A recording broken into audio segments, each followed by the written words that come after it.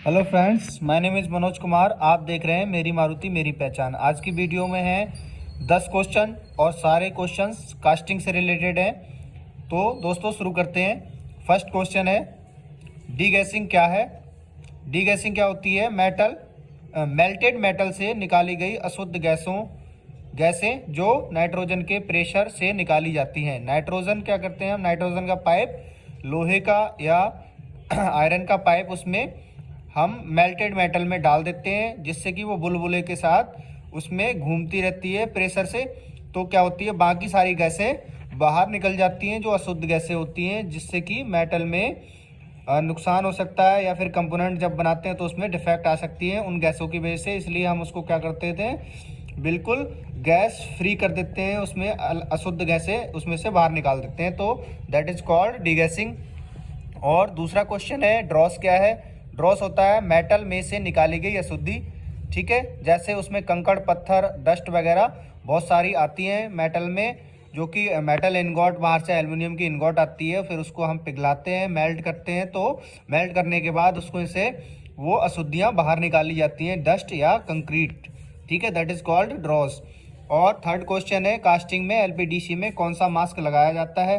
तो इसमें एक हेलमेट टाइप का मास्क होता है, जिसमें एक पाइप लगाई जाती है एयर वाली, और उस पाइप में एक फिल्टर होता है। वो क्या करता है, ठंडी हवा को अंदर हमारे फेस पे भेज देता है और बाहर गर्म वाली बाहर निकाल देता है।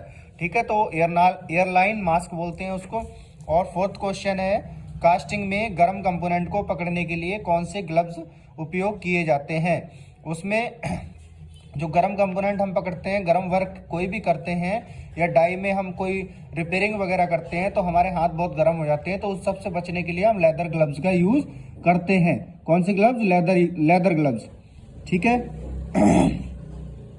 चाम के ग्लव्स, चाम के दस्ताने। एल्युमिनियम का मेल्टिंग पॉइंट क्या होता है? एल्युमिनियम का मेल्टिंग पॉइंट होता है 660 डिग्री सेंटीग्रेड। कितना? 660 डिग्री सेंटीग्रेड। एल्युमिनियम कास्टिंग में डाई का तापमान क्या होता है?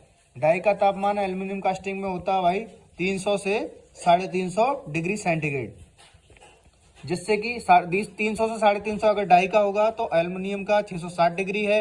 तो क्या होगा, दोनों ज़्यादा टेम्परेचर कम की तरफ चलता है तो दोनों में मेंटेन हो जाएगा और डिफेक्ट हो सकता है। तो इसलिए दोनों का टेम्परेचर मेंटेन करने के लिए इसके बीच में हम क्या करते हैं, कोटिंग लगाते हैं।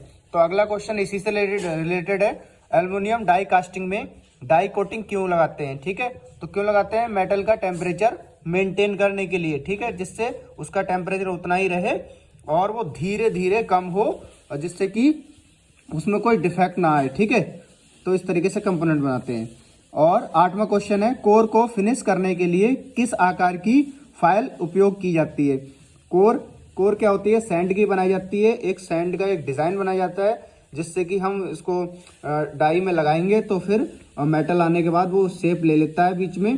फिर उसको क्या करते हैं, हम बाहर निकाल देते हैं जली हुई सैंड को। ठीक है, तो इसमें उस कोर को बनाने के लिए हम जो उसको फिनिश करने के लिए जो यूज होती है फाइल, उसको फ्लैट फाइल बोलते हैं और एक राउंड फाइल। दो तरीके की फाइलें यूज में मैक्सिमम आती हैं, एक फ्लैट फाइल, दूसरा राउंड फाइल, आकार के अनुसार। 9th क्वेश्चन है, डिबरिंग क्या है? डिबरिंग क्या होती है? ये भी जैसे कोर को फिनिश करने की प्रक्रिया को क्या बोलते हैं? डिबरिंग बोलते हैं। सैंड से बनाई गई कोर को फिनिश करने की प्रक्रिया को डिबरिंग बोलते हैं। डिकोरिंग क्या है? डिकोरिंग भी, ये भी कास्टिंग से रिलेटेड है।